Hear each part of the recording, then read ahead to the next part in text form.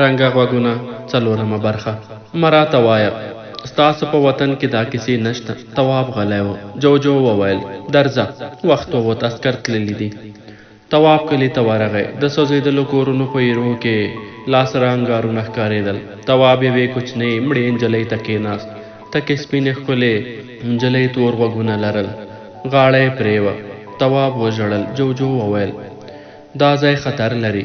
تواب ژړل. وخت ووت. جوجو وویل هله نو باید لاړ شو. تواب هماغسې ژړل. جوجو وویل موږ نه ژاړو، ژړا نه لرو، خو که مو ژړلې باید ما ژړلې وای نه تا. تاسو خو له دا رنګه پیښو سره عادت یاست، هره ورځ یې وینئ.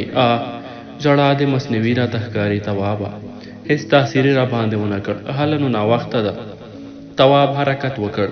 وخت ووت. ګڼ کلي په مخ ورغلل. رنګارنګ کورونه یې لرل. چا شنه کورونه لرل، له چا سره ژیړ او چا نارنجي. یو ځای د تواب خوله وازه پاتې شوه. د یو غټ کلي په څنډه کې په یوه لوړه د خټو لویه کلا وه. جوجو وویل دا د تورغوږو د مشر کور دی.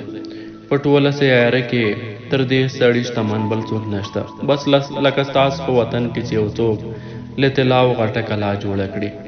ډېر خلک د دې کلا د لیدلو ارمان لري، خو هر څوک نه ور پرېږدي. پیرې پې ولاړې دي. یو وخت یو ځوان له دیواله کومه لوټه جلا کړې وه.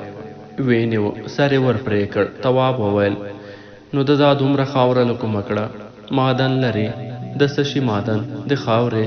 تواب ودرېد. جوجو وویل په نږدې دره کې د خاورو غونډۍ ده. دلته اول سپین غوږي اوسېدل، بیا تور غوږو حمله ور باندې وکړه. له دواړو خواو زرګونه کسان مړه شول. سپین غوږي یې پسې واخیستل. خاوره تور غوږو ته پاتې شوه. تر یو څه وخته یې خپل منځ کې وویشله. بیا هم دې زوره ور قبضه کړه. اوس یې خپل ملکیت ګڼلی دی. راځه نن د سرې ډبرې د عبادت وخت دی. تواب تر سرو او خړو ونو تیر شو. د جوجو په هدایت په غره کې یوې هسکې سمڅې ته ورننوت. پراخ ځای و. یوې سرې ډبرې ته سلګونو تورغوږي په سجده پراته ول. جوجو وویل که مخکې ورغلې باید سجده وکړې. تواب ځای پر ځای ودرېد. جوجو وویل دلته یې در پام کېږي، ښي لاس ته دې وګوره، توره ډبره ده، نه دې ویني. تواب د لویې ډبرې شاته کېناست. پورته د سمڅې سر لوسو. رڼا ترې راتله. لاندې د یوې کوټې په اندازه سره ډبره پرته وه. د تواب تندي ګونځې پیدا کړې. دا خو عادي ډبره ده، زموږ د سیمې غرونه تر دې ډک دي. جوجو وویل تا ته عادي ده، خو دې خلکو ته غیر عادي ده. ایمان ډېر وخت په غیر عادي شیانو راوړل کېږي. په دې ټوله سیاره کې دا رنګ سره ډبره نه ده موندل شوې. غلی شو او ویل په کائناتو کې دا رنګ لوی او وړې میلیارډونه ډبرې شته. زما یو ملګري په عادیانو تحقیقات کړي دي. دا ډبره یې لیدلې ده. ویل چې دا ډبره ډېره پخوا د همدې سیارې مدار ته داخله شوې ده. کش کړې ده. د لګېدو قوت یې دومره ډېر و چې د لوېدو په وخت کې د سمڅې چتونه ښکته پورته کړي دي. خلک له سجدې پورته شول. په یوه ونه لوړ کس راغی. د نورو نارینه‌وو غوندې خړ کمیس یې درلود. یوازې په لستوڼو کې یې سرې لیکې تېرې وې. تور غوږونه یې ځړېدلي وو. جوجو وویل دا بوډا تور غوږونه تر ټولو لوی روحاني مشر دی، عزت لري. تور غوږي په درنه سترګه ورته ګوري. هره خبره یې منل کېږي. درځه د سجدې وار تېر شو. باید نږدې ورشو. تواب ورغی. پر یوه توره ډبره ودرېد. بوډا په سره تیږه خړه خاوره واچوله. اوبه یې پرې وپاشلې. خلک کتار ودرېدل. هر یو به تیږې ته په نوبت ورته. سترګې به یې پټې کړې. خاورې ته به یې پزه ونیوله. سږي به یې وپړسول. ځای په ځای به یې یو بل ته پرېښوده. جوجو وویل دوی ته د خاورې بوی مقدس دی. یو سړی راغی. ټنډه یې تروه وه. تواب یې تر لستوڼي کش کړ. په کتار کې ودرو. شېبه وروسته وار ورسېد. جوجو وویل سترګې دې پټې که، سپېږمې ازادې ونیسه، ژوره ساه واخله. داسې وښیه چې د خاورې بوی ذهني ارامتیا درکړې. د تواب تندي ګونځې پیدا کړې. جوجو وویل زما خبره دې په خیر ده. تواب سترګې پټې کړې. د سینې پښتۍ یې راووتې. یوه شېبه ودرېد. بیا یې خپل ځای یو بل ته پرېښود. بېرته لوړ ځای ته ور وخوت. چیغې شوې. دوو کسانو تر لاسونو نیولې ښکلې وړه نجلۍ راوسته. ماشومې تک سپین غوږونه لرل. پزه یې وینې وه. چغې وهلې ژړلې. دوی ماشومې په سرت ډبره وتړله، یوه چاړه راواخیسته، د ماشومې په غاړه یې ورکېښوده. تواب وویل دا نو زه نشم لیدی. د نجلۍ خواته یې ګام واخیست. جوجو تر غاړې ونیو او ویې ویل حماقت مه کوه. تواب بل ګام واخیست، پزې څوکه یې وتخنېده، په سترګو یې تیاره راغله، سر یې وګرځېد، یوازې د ځان د لوېدو درب یې واورېد. یو وخت یې سترګې رڼې کړې کېناست، سر ته یې لاس ونیو، شاوخوا یې وکتل، په څمڅه کې هېڅوک نه ول، په سرې ډبرې د وینو وچې شوې دارې ښکارېدې. بېرته پرېوت، لار ته سوري رالوېدلې رڼا ته یې وکتل، د جوجو غږ یې واورېد وبخه مجبور وم، پزې ته مې د بېهوښۍ دوا در ونیوله. غلی شو، ویې ویل مه ژاړه. تواب ژړل، ټټر یې دروند شو، د تواب ژړا زور ونیو، په ژړا کې یې چیغه کړه دا وحشت دی. جوجو وویل اوس په دې خبرو پسې مه ګرځه. تواب چیغه کړه دا نو د منلو وړ نه دي. جوجو وویل کله لکله پاریسه چې مې راوستی، په خپل وطن کې د دارنګ اصل پیښې لیدلې دي. ته ووایه د ماشومانو سرې غوښې دې نه دي راټولې کړې؟ تواب څنګېده. جوجو وویل روحاني مشر دې په خوله کې خپلې لاړې در ورڅڅولې. تواب یودم ورمېږ کوږ کړ، تو یې کړل، کانګو واخیست. جوجو وویل دومره ځان پاکوره مه راته ښیه، ته خپلې مور په ماشومتوب کې یو زاړي سړي ته نه وې وروستی، تا دا کیسه راته کړې وه، موږ څه نه هېروو. سړی دې په خوله کې لاړې در تو کړې وې. دا سړی تر هغه نسواري سلوارې پاک او سپین غاښونه لري. غلی شو، ویې ویل دوی ستا له بېهوښۍ بله معنا واخیسته. په دې مراسمو کې بېهوښي د ډېرې جذبې نښه ګڼل کېږي. د دوی په فکر تا سرې ډبرې ته تر ټولو ډېره عقیده درلوده. د سپین غوږي ماشومې حلالېدو تر نورو زیات خوند درکړ، جذباتي یې کړې. له سپین غوږو د کرکې احساس دې قوي و، دومره چې بېهوښه یې کړې، ځکه روحاني مشر په خوله کې لاړې در وڅڅولې. د هغه لاړې اسانه نه دي، د دې ځای د بختورو خلکو په نصیب به وي. د تواب کانګې ډېرې شوې، ټوخي واخیست، په سخته یې وویل چټیات مه وایه. جوجو وخندل، راځه اوس دې نو عزت ګوره. تواب د باندې ووت، څو وړو نجونو منډه ور واخیسته، یوه یې د تواب پښو ته ستونې ستا ځان وغورځوه، سرې شونډې یې خلاصې کړې. جوجو وویل اوس یې نو په خوله کې خپلې لاړې ور وڅڅوه. دوی وایي چې ستا په خوله کې لا د روحاني مشر مقدسې لاړې پرتې دي، خوند یې نه دی تللی. دوی هم باید له دې ثوابه برخمنې شي. تواب تر نجلۍ ټوپ کړ، لمن یې کش شوه، ور ویې کتل، تر غوږو یې ښکلې نجلۍ تکې تورې غټې نا امیدې سترګې ورته نیولې وې. جوجو وویل مه یې خفه کوه. تواب ګامونه ګړندي کړل، لاندې ښکته شو، کلي ته ورغی. له یو ژېړ رنګه کوره یو سړی راووت. تواب ته یې وکتل، مسک شو، لاس یې ونیو، کور ته یې ننایست. جوجو وویل اوس نو نه ترې خلاصېږي. سړي یوه خټینه کاسه راوړه.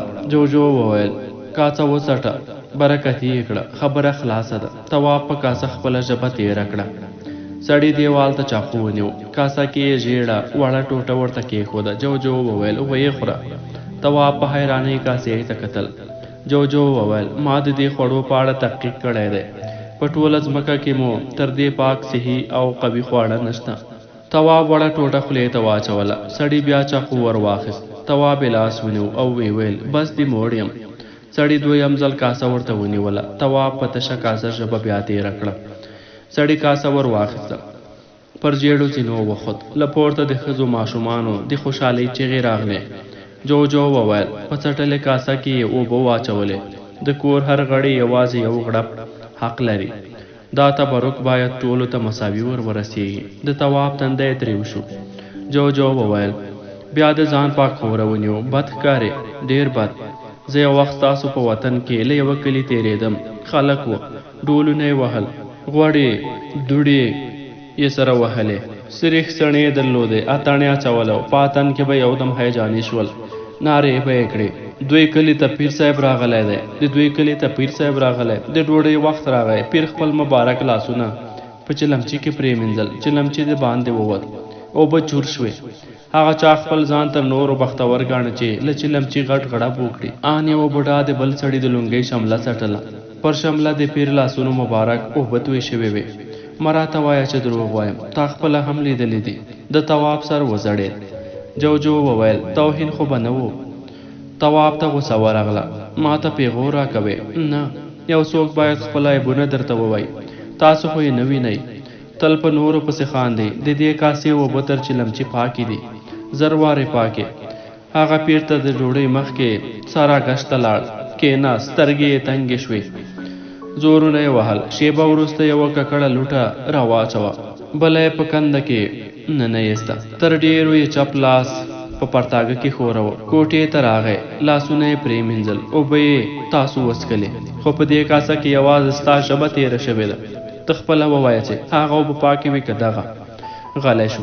تواب ته یې وکتل او ویې ویل که دروغ وایم. د تواب سر وځړېد.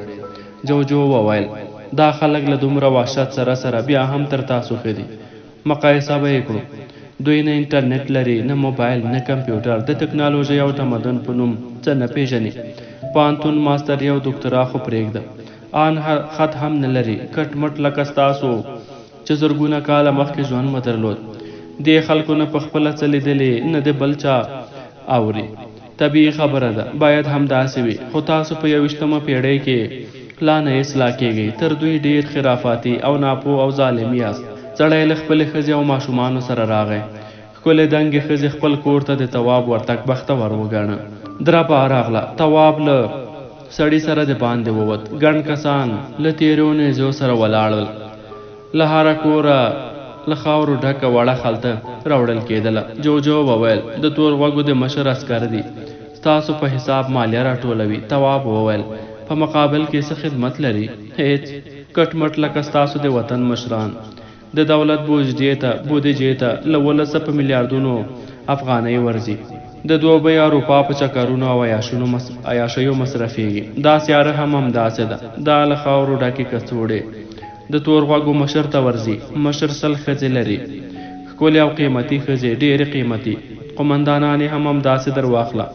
څه وخت مخکې تر ټولو واړه قومندان د یو شتمن لور ولیده. نجلۍ غنم رنګې وه، خوښه یې شوه.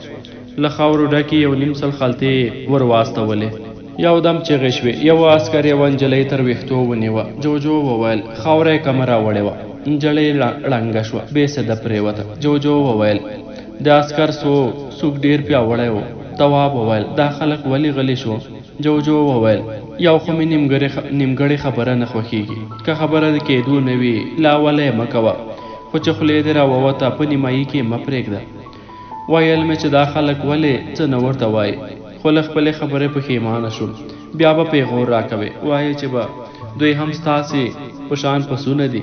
جوجو وویل ورخطا نه شې. ولې؟ څنګ ته دې وګوره. تواب ور میږ پوه کړ.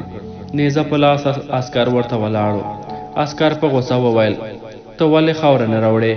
تواب خوله جینګه کړه. زه مسافر یم. عسکر د تواب له اوږې خلته ور واخیسته. د اوبو بوتل یې راوایست.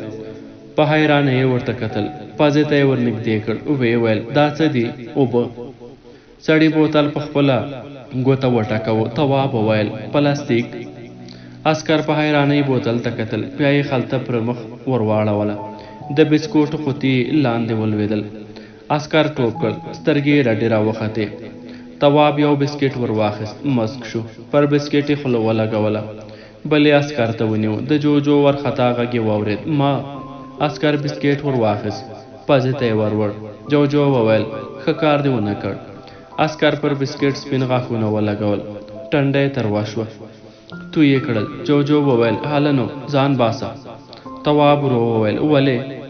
که دې ولې ځواب ته ماتله شوې سر به دې پرې وي.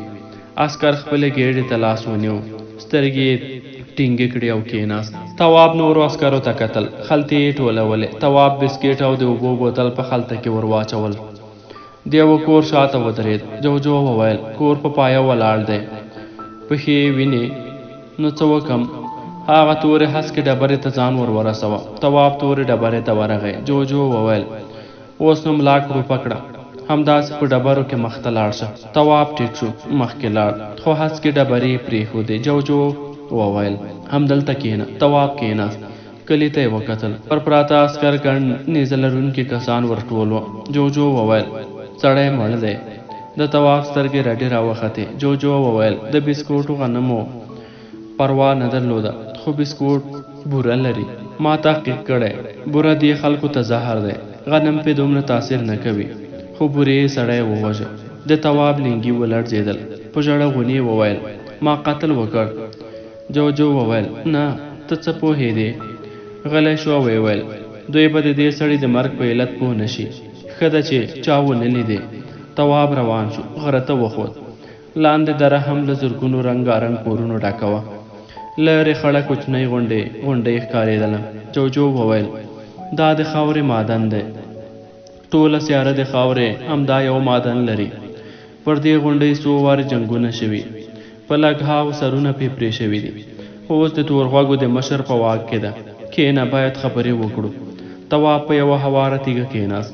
تر څنګ یې سپینه رڼا را وګرځېده. جوجو وویل فکر کوم چې اوس به د دې خلکو په اړه یو څه پوهېدلی بس بله خبره نشته. ټول وطن په غوږونو تقسیم دی. تور غوږي، سپین غوږي، ژیړ غوږي، سور غوږي، دوی ټول یو بل سره نه جوړېږي، یو بل وژني. د هر یو سیمه معلومه ده. غوږونه یې هم یو څه در معلوم شول. واک هم د څو زورورو په لاس کې دی. خلک هیڅ نه وایي، هر رنګه نارواوې زغمي. جوجو غلی شو، ویې ویل کومه پوښتنه لرې؟ تواب وویل دا خلک لا اوله همداسې وو، که نه اوس هم داسې دي؟ نه، اول یې قرار ژوند درلود. ټوله سیاره یوازې یوه مشر اداره کوله. تور غوږي، د سپین غوږي، ژیړ غوږي، سور غوږي ټول یو ځای اوسېدل. په خپل منځونو کې سره خواږه ول. آن ښیښې درلودې. سیمې، ښارونه، کلي نه و سره ویشل شوي. ټول یو وطن و. ټول له یو بل سره مینه درلوده. د یو بل په غم او خوشحالۍ کې شریک وو. اصلا د غوږونو خبره مزرا نه وه. هېچا د بل غوږونو څخه کرکه نه درلوده. برعکس د یو بل رنګه غوږونه ښه ورته ایسېدل. خو کیسه هغه وخت خرابه شوه چې له تور تیږو د غونډۍ خاوره راووته. د خاورو دا معدن اول هم داسې برالانه ښکارېده. په تورو ډبرو کې پټ و. یو وخت په دې دره کې زورور سیلاب راغی. له غونډۍ یوه لویه ډبره واړوله. هغه وخت په دې دره کې د سپین غوږو شمېر ډېر و. دوی د غونډۍ له سره نورې ډبرې لرې کړې. د خاورو معدن راووت. دومره خاوره چې د پټېدو نه وه. نور رنګه غوږونه را خبر شول. کېناستل، خبرې وشوې. هرې قبیلې ته یې خپله برخه وټاکله. خو وروسته د وېش په سر اختلاف راغل. اول وار 3 سپین غوږي، 2 تور غوږي، 1 سور غوږی او 1 ژیړ غوږی ووژل شول. بیا سره کېناستل. مشکل په خبرو حل شو. خو ځینو په قرارې کې خپل تاوان لید. تبلیغات پیل کړل. اول په پټه کېدل، وروسته خبره براله شوه. خو لا هم عمومي احساسات نه وو راپارېدلي. عام خلک وږي ګېډې ګرځېدل، خو بد یې نه خوښېدل. کار هغه وخت ډېر خراب شو چې غوږونه په ثواب پورې وتړل شول. ثواب نه د چا نه خوښېده. ټولو ثواب غوښت. اول ځل نیزې جوړې شوې، مړي وشول، په لکاو سرونه ولوېدل. غونډۍ لاس په لاس کېده. کورونه چور شول. ښځې وتښتول شوې. بې ناموسي واوښته. مهاجرتونه پیل شول. یو رنګه بل رنګه د ثواب لپاره یو بل سره واژه. اوس غونډۍ له تور غوږو سره ده. خو نور غوږونه قرار نه دي ناست. څو ځله سختې جګړې پې وشوې. جوجو غلی شو، ویې ویل بله پوښتنه لرې؟ نه. جوجو وویل اوس نو د دې خلکو په اړه یو څه پوهېږې. زما د امتحان 2مه برخه را ورسېده. سوله او قراري. یو بله په خپل سر به څه نه کوو. تواب په حیرانۍ سره یو لویش موجود ته کتل. جوجو وویل زه خپل پلان لرم، خو د بل نظر هم راته مهم دی. اول له تا اورم. وار له واره به څه کوې؟ نه پوهېږم. جوجو وویل عجیبه ده. په تاسو کې د نه پوهېږم خلک کم دي. ټول نابغه یاست. په هره موضوع به خامخا خبرې کوئ. په اول ځل مې له تا نه د نه پوهېږم خبره واورېده. خوښ مې شوې. خیر، د بریالیتوب لومړی راز دا دی چې هم فکر او موافق ملګري پیدا کړي. که موافق نه وي، موافق یې کې دلایل ورته وړاندې کړي. اول داسې خلک معلوم که چې دا وحشت یې نه وي خوښ. تواب وویل شته، خو ډېر کم. په 100 کې 1. درځه.